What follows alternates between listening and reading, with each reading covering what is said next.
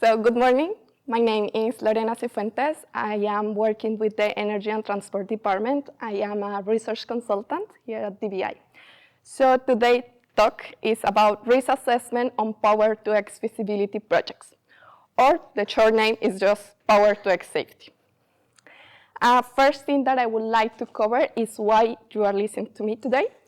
And the idea is that you will save money and time when you do safety studies on feasibility projects. When I'm talking about feasibility projects, it's mainly with early stage projects.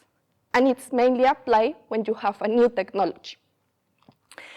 The first thing that I would like you to do is that remember the last time that you were trying something new.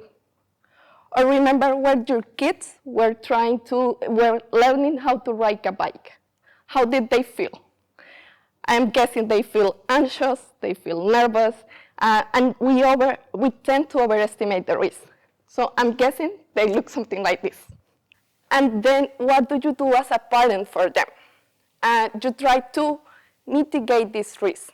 You buy helmets, you buy elbow and knee pads, and if you are really cautious, you buy also these safety wheels. Then you do this, you help them through the process. And that is risk assessment.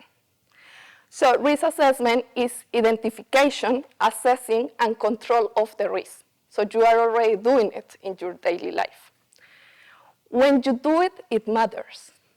So you can do it before they start learning how to ride the bike. You can do it when they have their first scratch, and it's called a near miss, something that could have gone wrong but wasn't.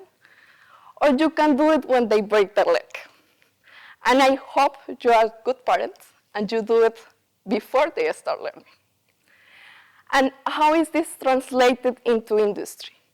So the first thing is that you can do risk assessment when it's on a feasibility stage. It means when it's on the early design phase. It's not costly, it's doable, and you only have to change a software. So it's quite easy to do. You can also do it when you have your first near miss. And for those of you who work in industry, you know this is doable, but it's not cheap, because you have to do retrofitting. So you have to change your design on whatever is already in place. But this is still doable. Or if there is something to save, you can also do it when you have your first incident. You have to pay for the consequence, and hopefully it's only asset consequence. You don't have any fatality in there. And you have to pay for the retrofitting, and you have to pay for the business continuity, because you have to stop production. So times matter, and you want to do risk assessment on the earliest stage. So the idea of today is how here at DBI, we are doing risk assessment on feasibility projects related to PtX.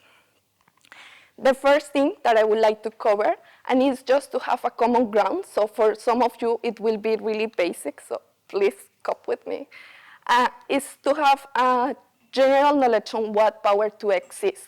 Because here at DBI, for us, it's always from the safety perspective. And for some of you, it's mainly from production, or maybe more from research part, so how the whole technology works. Then, connected to that, I will talk about electrolyzers, and again, how it's connected to PtX and how we see it from safety perspective. Some lessons learned, because we learn from others' experience, the same as your kids learn from you how to ride a bike. So it's important as part of the safety studies. And finally, I will show you with one of our projects, our current ongoing projects, how we are doing the risk assessment and the modeling on some of the PtX technology. So the whole presentation is framed into one of our current projects as an example. The project is producing hydrogen from a wind turbine. So on today's news, I will just scroll through these images. It's not something new. Sadly, we are used to see more floodings, more fires, and the defrosting of the polars. and that's called climate change. And we are not the only ones recognizing that, also the nations. In 2015, in the Paris Agreement, all the nations committed to decrease the CO2 production by 2030. So each nation committed to decrease at a certain point their own CO2 production. And then these were the news: a green and sustainable world. Denmark wasn't behind the race. It was actually on the top of the race. And it has come with different projects and with a big investment on how to reduce the CO2 production to cope with the commitment that they did in the Paris Agreement. This year, in COP27, Denmark sent the biggest delegation in history to the COP, and it shows the commitment of the nations to fight this global warming. So what's the solution? And the solution is already there, and I hope it's not something new for you. It's renewables. So what's the problem with the renewables? Why haven't we been able to replace fossil fuels and use renewables right now? Because they cannot cope up with the demand that industry and us are requiring from them. So we have to be able to somehow be able to make the renewables cope up with the demand that is required now. So I will tell you a quick story. When I first arrived in Denmark, I arrived last year in August, more or less, and this was Denmark. It was sunny, it was green, it was nice. And then in October, it was, if you remember well, last October, it was this strong wind warning. I was like, I'm from Colombia, and I was like, it's wind, how bad can it be? And then it was a little windy. This was me in October. So early on, I realized that Denmark has two phases. It's this. And this is the main challenge of the renewables, is that they are not stable throughout the year. They change. So, for example, we want to be able to use the energy produced in October, because it was a wind warning, so it was a strong wind, and use it to heat our homes in January. But how do we do that? Because this, like the change on production of electricity, is called intermittence and is inherent on all the renewable sources. So think about solar. You don't have the same solar throughout the day. Like on day you have production, at night you don't have. With wind, it's exactly the same. So some months you have a lot of production, some other months you don't have. But industry have a stable requirement of electricity or energy. So we need these energy sources to be able to produce a stable amount of electricity or to be able to store that electricity and use it later, for example, for us to heat our homes. So what's the solution there? Easy. We have batteries, right? We know how to build them. We know how they work, and they are not new. Not that easy. They are a chemical process, and they suffer from degradation. They are heavy, so it's difficult to transport, and they have low energy density. It means we require a lot of batteries to store the same amount of electricity. And more importantly, they require mining. So to be able to produce the batteries, we require mining of some metals. So how are we going to fight global warming if we still need mining? There comes into place the electrolyzers, the holy grail. So the electrolyzers allowed us to use the renewable energy sources in a stable demand. The idea is to convert the electricity into some other energy vector that allows us to use it later. So here is how it works. You use the electricity produced from the renewable source, either wind or either solar. Then you use that electricity to break water through an electrolysis process. You just break it into hydrogen and oxygen. Hydrogen is your main product, oxygen is your byproduct. Then you can use that hydrogen straight into mobile with the fuel cells. You can use it as energy storage because it's hydrogen, it doesn't degrade. or you can use it as chemical industry straightforward. So the idea is that to fight global warming and to be able to use renewable energy sources, we need electrolyzers. And that combined is Power 2X. So I will go really quickly to what Power 2X is for us. First, we have the renewable energy. We put that energy into an electrolyzer and we produce hydrogen. Then we can also use nitrogen, or we can capture CO2 from other industries that use fossil fuels, and then we transform that. We can use hydrogen as it is, that's called a first stage transformation, or we can transform it into ammonia, methanol, or other synthetic fuels, depending on what we need. Then we need the energy where we demand it, not where it is produced, so we transport it. We use pipelines, we use storage, we use shipping, and we use trucks. Finally, we use that energy. So we use it for heating our homes, for industry, for power generation, or for transport. And that's how we fight global warming. But it's a new technology. So Power 2X technologies, they are new and they are risky. But the benefit that they provide is higher than the risk that they represent. So we need to learn which helmets, which needs and elbow pads, and which safety wheels we need just to use it, because we need them. So the first thing, as I was saying, is what do you do with your kids when they are learning how to ride a bike? You show them how. That's the first thing you do. So we learn from other mistakes. We learn from other lessons. What went wrong and what we don't want to do again. I will go quickly through 3 main lessons, and they come from different incidents that happen on electrolyzers. The first one is that oxygen quality should be monitored. So this happened in Laporte Industries in the UK in 1975, and there was an explosion on the oxygen separator. So it's important to understand that an electrolyzer not only produces hydrogen, but it also produces as a byproduct oxygen. And we may think like, okay, hydrogen is the hazardous, we know it explodes, so we take care of that one.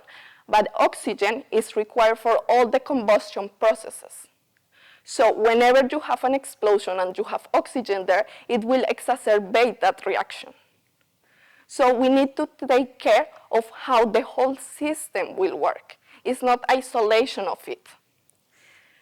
So what happened was that some of the hydrogen went into the oxygen tank. They weren't measuring the quality of the oxygen, and an explosive mixture was created there.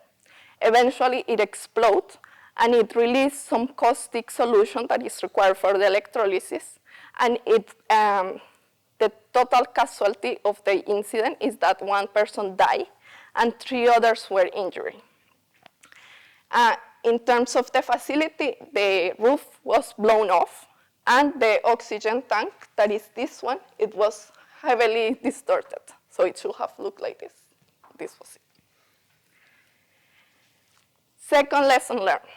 We need risk assessments even if the operation is temporary or under development. This happened in the Kyushu University in Japan, 2005. So they were producing hydrogen using some titanium electrodes.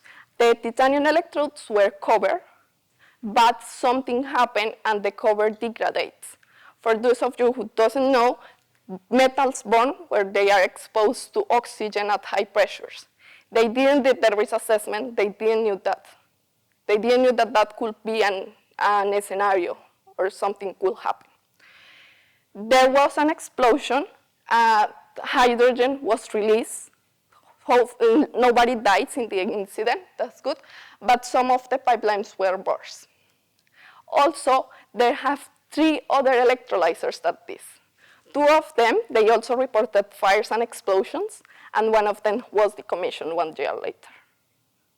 So also, if it is only temporary, if it is a research facility, it has to have a risk assessment. Even if we think that we know what we are doing the whole process of the risk assessment is important.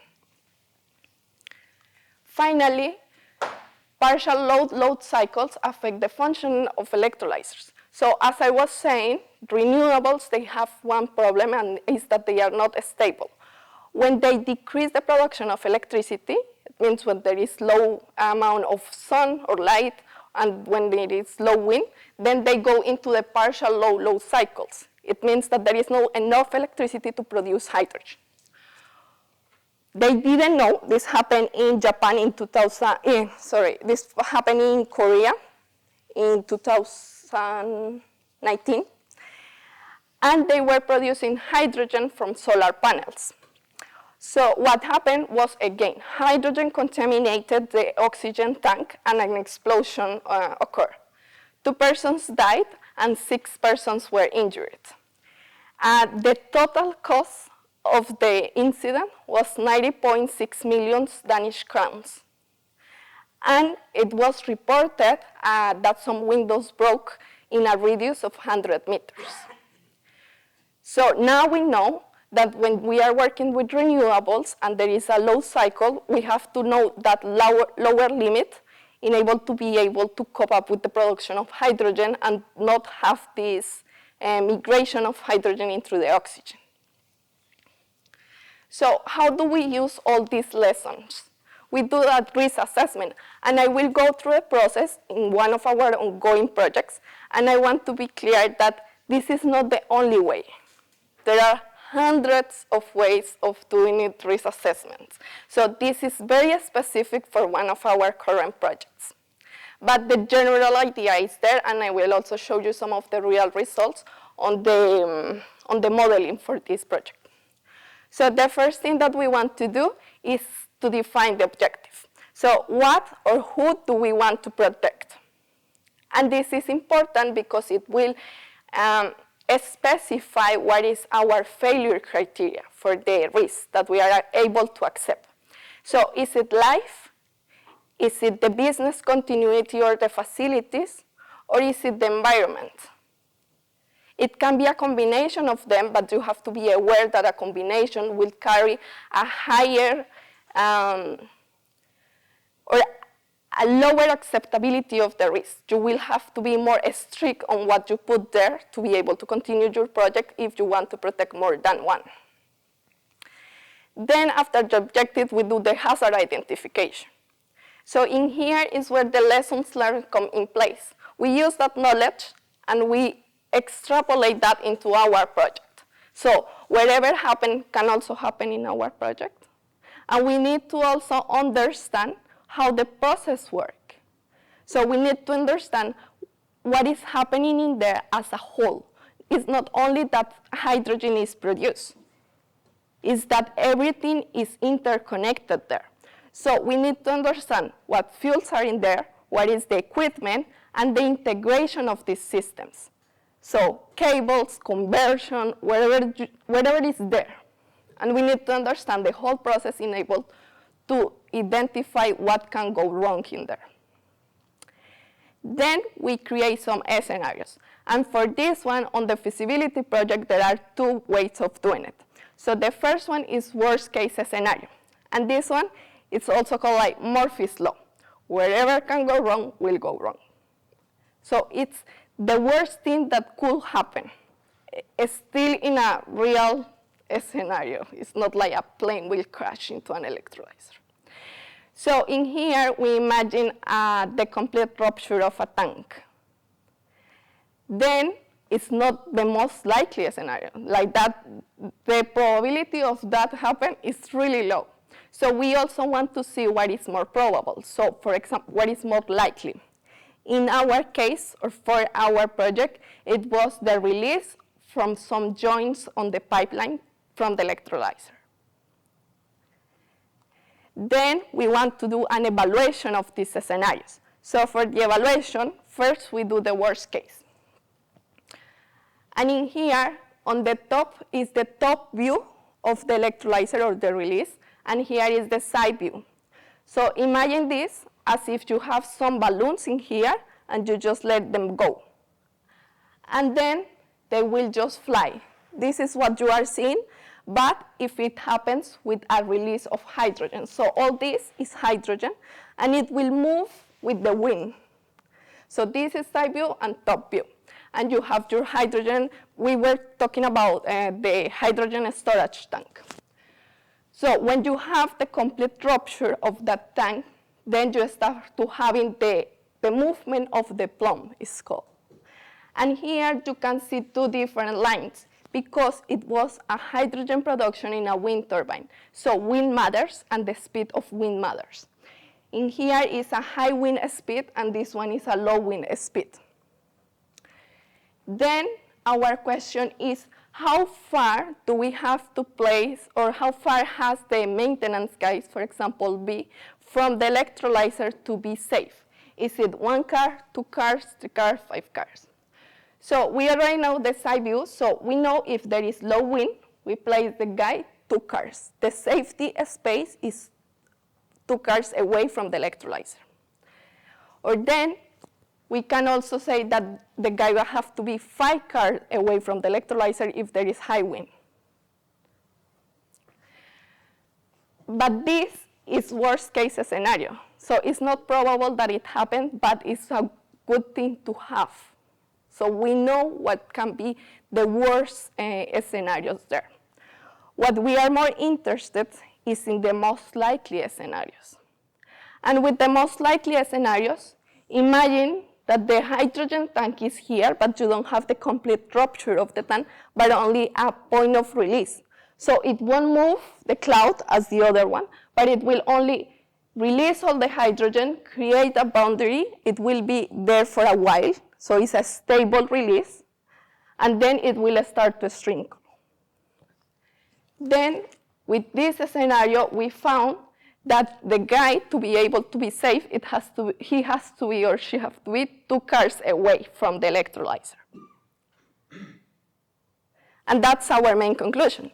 But then the design guy comes and say like, no. But I need the maintenance guy to be close to the electrolyzer because there is some equipment there that has to be able to, the person be there while the electrolyzer is running. So then we go into mitigation measures because the guy 2 cars away is just too far. He has to be closer, but he has to be safe. So this is one of the mitigation measures that we thought about in the process of our project. It's an ongoing project, so we are still looking on some measures, and this was one that we evaluated. And it's direct explosion through the top. So the whole explosion will be on the top and not to the sides. And then the maintenance guy can be here. There are several mitigation measures, and this is just one, and not all of them are cost effective. So that comes into a later stage analysis, that we want to put something that is cost effective, that it reduces the risk, but also is not the most expensive solution we have. So to wrap up, new technologies, they are scary, and Power-to-X is a new technology. And it's something new, and it's scary, but we need it. The benefit that it provides is higher than the risk. Then we need to understand the hazards. We need to understand the process, the fuels, the equipment, and what is there. We need to learn from other experience. So there is already a database where we can just pick up the incidents that apply and extrapolate those in our projects. We need to evaluate the risk. What is the worst case scenario? What is the most likely scenario? Do we live with that scenario? If that happens, is something that the company or us can bear with that? Then, if required, we mitigate the risk. And this comes into the criteria of what is acceptable or not. And the earliest we do it, the cheaper it is. So that was it. That's the presentation. Thank you so much for listening. And I'm glad to listen any questions. And I also have a question for you. Was this new information or is something that you are already applying on your projects? Thank you very much.